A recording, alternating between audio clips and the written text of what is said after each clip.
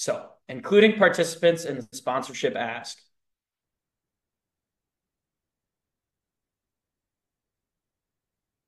First, a bit about us. I'm Tommy Layden. I'm the sponsorship director. I work with partners in the Iowa City and surrounding area to create and foster mutually beneficial relationships for businesses and U Iowa Dance Marathon. And I'm Olivia. I am the hospitality director, and I am in charge of overseeing all the community nights and days, incentive programs, food for all of our events, silent auctions, and in-kind donations. So, first, there's the three steps: find, contact, and follow up. So, find is essentially to understand and realize that no lead is too small. When looking for sponsors, you need to constantly be sourcing leads. So, whether that's at meetings with your committee and you just ask people to write down a few businesses that could be potential partners, or at an all leadership or at a dancer meeting, you throw up a QR code and you have people go through and do a quick survey where they list off some businesses and some potential partners. Those are always ways that you can be growing the potential opportunity for more partners. And don't limit your scope to just one area. One of the problems is a lot of people just think about what we can do there in Iowa City, and how we can really grow is if we decide to expand even past that. So now I have people kind of reaching out to me and even telling me about opportunities within the Chicagoland area. And then we can use those opportunities to leverage ourselves even more and find more partners that we can work with. So the most important thing is just more volume is more opportunity. No lead is too small. Constantly be looking for more leads. The next part of this process is to contact. So first part of this, how I think about it, is to create like a script of sorts. So within this script, what you want to do is basically explain a little bit about like what we're about, what we do, and where like a potential donation or some type of support, where is that going to? Because that's what a business really wants to know. And then from there, when you're reaching out to businesses, it can be a lot of them. So sometimes you have to delegate out some of this process to, your chairs or other people working on your committee to help you with this process, because it can be a lot to work through that list. Another key of contact is to reach out early and often. So try to make those first impressions, meet with them, right away, and just kind of get the ball rolling. And the last part of contact that's super important is to make the ask. So you need to like weave that in there. Like, what are you looking for on their end? Are you looking for, just a monetary donation? Are you looking for them to donate some type of products, something that we could use for like a silent auction? Or, do you want them to come to events? You need to make sure to be specific in what you're looking for from them. The last part of this process is to follow up. So it's extremely important that you respond within a timely manner. It's really easy to lose a partner if you're not timely and professional with them when they reach out to you. So try to respond within 1 to 2 business days, and also try to work with business partners and sponsors as much as you can to, meet them where or how they would like to meet. So if they prefer a phone call, give them a call. If they like to text you, text them. If they want to do a Zoom or if they want to meet in person, try to make that work. Another important thing with this is to understand that sometimes it might not work out. You might have a business that is asking for certain things that you just can't really accommodate. So at that point, you do need to accept that sometimes you might lose some partners in the process, but it's always good to try. Another thing to realize is to always be willing to lean on others for help. So whether that's, your committee chairs or even, my advisor, when there's something that I don't know or where I could use some assistance, always be willing to seek others' help and even advice on how to deal with a different situation or problem with a partner or a sponsor. Okay, so now moving more towards the hospitality side of things, we have in-kind donations. Now, all programs often use these to incentivize their programs and their fundraising days and whatnot, and they also use these to support other organizations as well as their own. So when asking for donations, you are supporting another organization because you are showing them that you want to be a part of what they have and they're offering you something that you think would benefit your own program. And when you're incentivizing it, you're incentivizing your fundraising days. So you're making the people in your dance marathon work for something that they want or something that they think that they could achieve. And this is great to get participation up. This is great in getting confidence boosting. And when it's something that a lot of people want, you're more likely to get more money because it's a competition almost, and people want that type of stuff. You're also building strong relationships for both old and new partnerships. So we often, as University of Iowa, we come back to old partners that we have for both sponsorships and in-kind donations. We have worked with Best Buy for years now, and they support us a ton. We're also reaching out always for new partnerships, but because of the relationship that we have with old partnerships, the new relationship sees that as well, and they feel comfortable in supporting us because they know we will also support them. So, community nights and days. The title kind of differs based on the dance marathon that you're a part of, but oftentimes you probably have one of these. It just might be called different. These are often basically an event put on within the community. And it's often a restaurant. That's the one typically most people think of, but it can also be a roundup program. It could be any business. For example, Dance University of Iowa, we're going to be doing a community day with an underground printing shop here in Iowa City. So they sell clothing, they sell merch for Iowa, and they want to partner with us and sell UIDM merch throughout the whole year and give us a profit back as often as they can, as well as they just want to do a day with us to give us back proceeds from that specific day.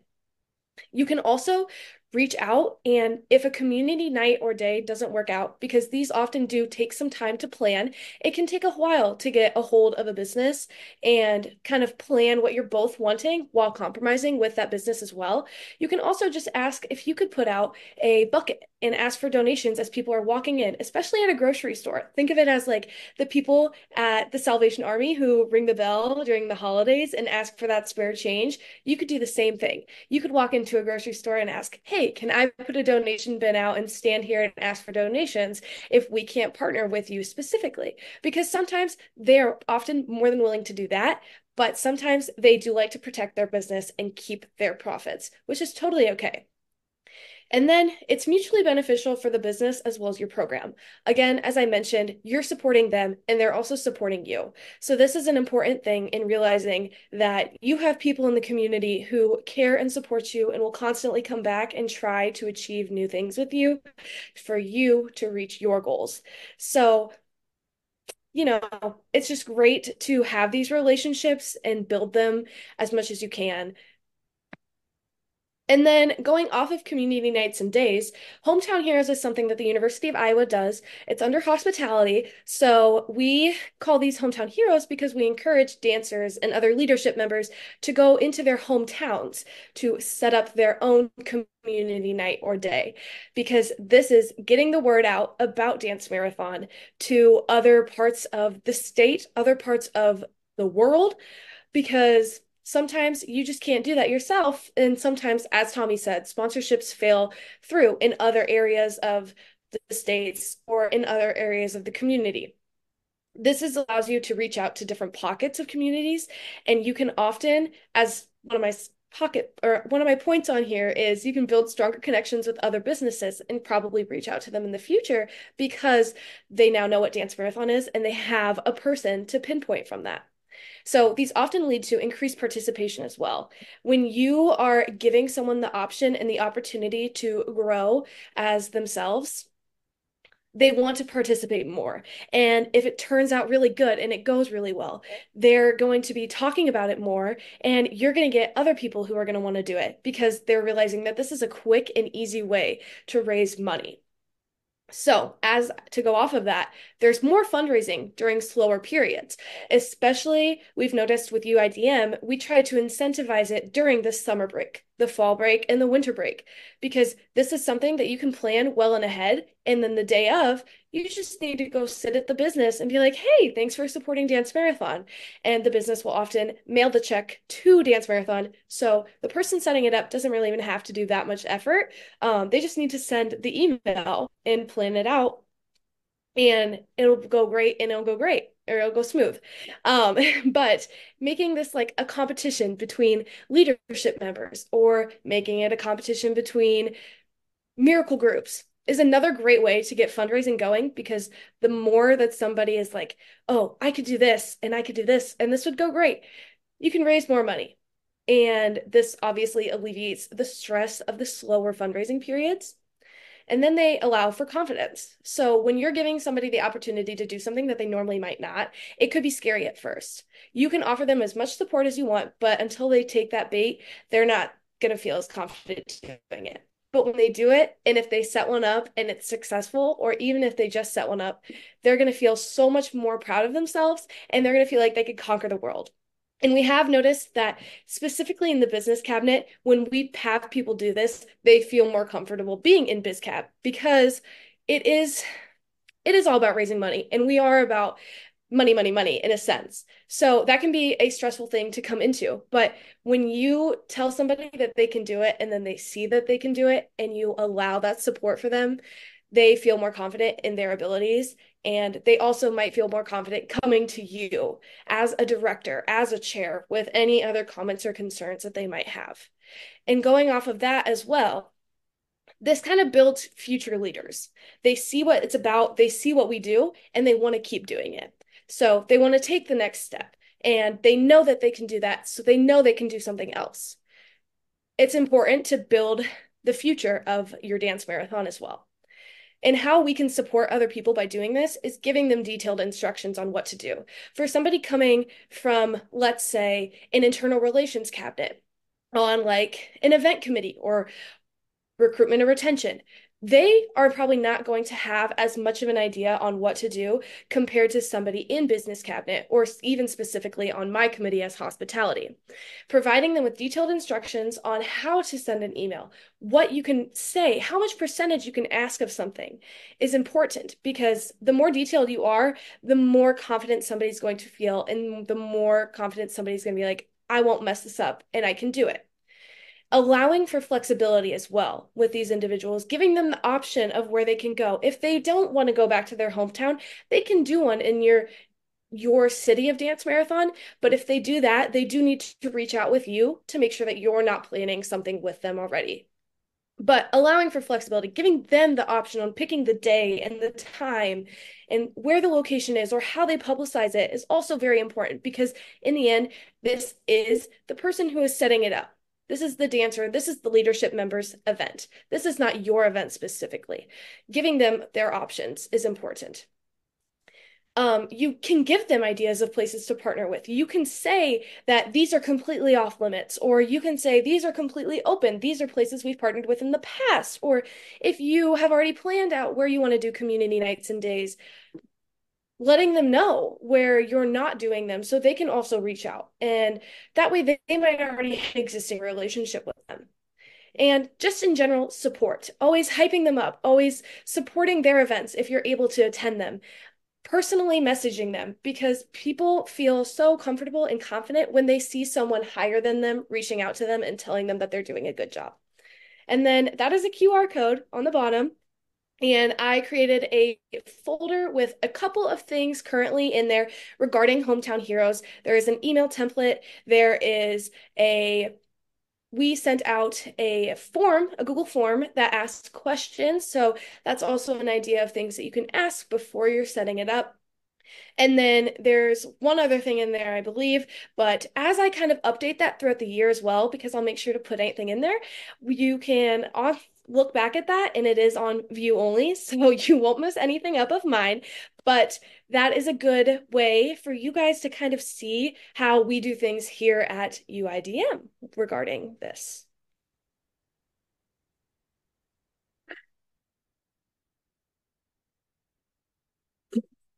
So, just to close, here's a couple things to just focus on. With leads, reach out to as many people as possible. Have members get comfortable with the uncomfortable. So it can be kind of hard to just randomly text people that you haven't spoken to in a while to ask them for, any type of in-kind donation. But that's like really where we raise a lot of our money. And you need to realize that like you're not just trying to fundraise for, DM31 or, last year, anything like that. We're trying to just also build up our org for the future. So you need people to have an attitude that like what we're doing matters and it's important. It might be weird or uncomfortable to go up to neighbors or to go to businesses and ask them to help us out and to, support our org, but it is important. You need to realize that your discomfort is saving lives, and you need to instill that within your committees and within the people in the organization with you. Going off of everything that Tommy said, for existing partners, when you're reaching out to places, for existing partners, don't tell them what your organization is. Don't tell them what Dance Marathon is. If they've worked with you in the past, they know. They know what you do, they know who you are. You can obviously introduce yourself.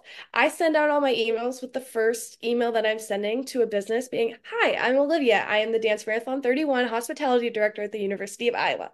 Don't tell them what Dance Marathon is. They know. Promise.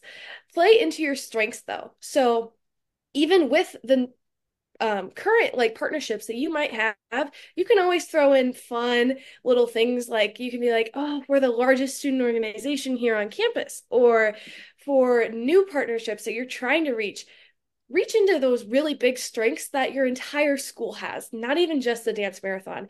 So, for example, University of Iowa is a Research One institution. When you're reaching out to a business, saying that you are a Research One looks really good because they know that you're doing stuff and you're constantly doing it and that your research is being recognized. That's a good way to get noticed and to keep those relationships because they know they're supporting something that does more than just dance marathon, because it's important that you're also recognizing to represent your entire college and your entire university, not just your organization. But if you also have really specific strengths regarding dance marathon, throw those in there. Like I said, we often throw in that we're the largest student organization here on campus.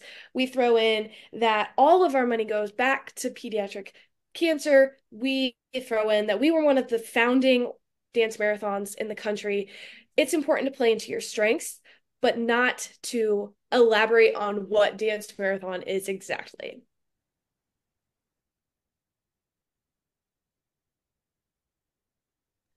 And then just a fun slide from CMN, change kids' health and change the future. So that's all we got. Thank you guys for listening. And if you have any questions, let us know. Yeah, we're here and we'd love to talk and get to meet some of you guys. Thank you.